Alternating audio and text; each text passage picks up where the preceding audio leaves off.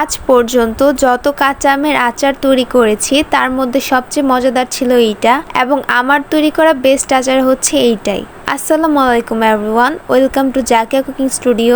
একদমই রসালো এবং জুসি কাঁচা আমের এই আচার তৈরি করে রোদে দেওয়ার ঝামেলা ছাড়াই আপনি 1 বছর পর্যন্ত সংরক্ষণ করতে পারবেন।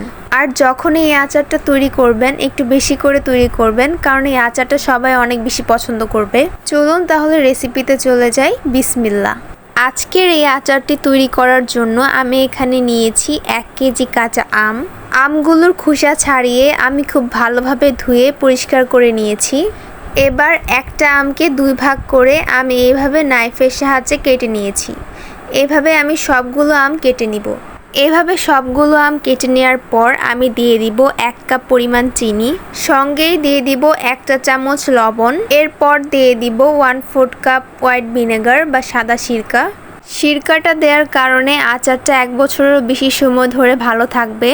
এবারে আমের সাথে লবণ, চিনি আর সিরকাটাকে খুবই ভালোভাবে মিশিয়ে নিব। সবকিছু ভালো করে মিশিয়ে নেওয়ার পর আমি একটা সাইডে রেখে দিব চিনিটা সম্পূর্ণ গলে যাওয়া পর্যন্ত। এরই মধ্যে আচারে দেওয়ার জন্য আমি একটা মশলা তৈরি করে নিব। এর জন্য একটি প্যানে আমি 3টা শুকনো মরিচ একটু ভালো করে ভেজে নিব। এরপর 1/4 টিস্পুন করে দিয়ে দিব মেথি, মিষ্টি জিরা, কালো জিরা, নর্মাল জিরা, গোটা ধনিয়া, হলুদ ও কালো সরিষা।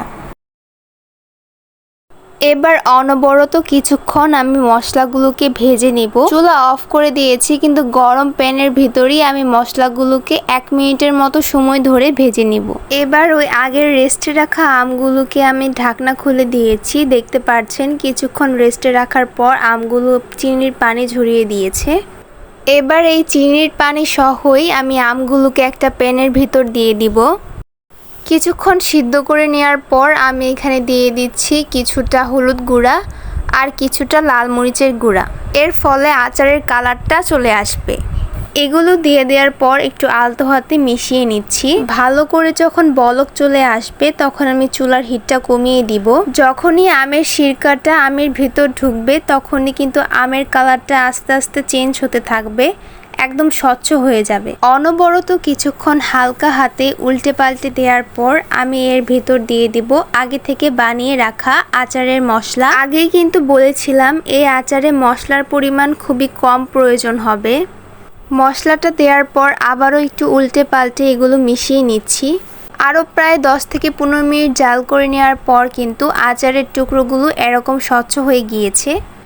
এবার চুলা থেকে নামিয়ে আমি পরিবেশন করেছি। দেখতেই পাচ্ছেন আচারটা দেখতে কত আকর্ষণীয় লাগছে।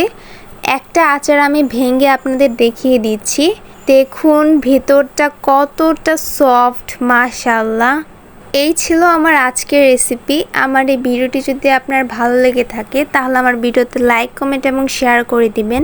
আর আমার চ্যানেল নতুন এসে থাকলে আমার চ্যানেলটিকে সাবস্ক্রাইব করে পাশে থাকা বেল আইকনটি অন করে দিবেন, যাতে আমার নিত্য নতুন ভিডিও আপনি পেয়ে যান সবার আগে। আর আমার এই ভিডিওটি ফেসবুক থেকে দেখে থাকলে আমার ফেসবুক পেজটিকে ফলো করে দিবেন। আজ এই পর্যন্তই, দেখা হবে নেক্সট ভিডিওতে। আল্লাহ হাফেজ।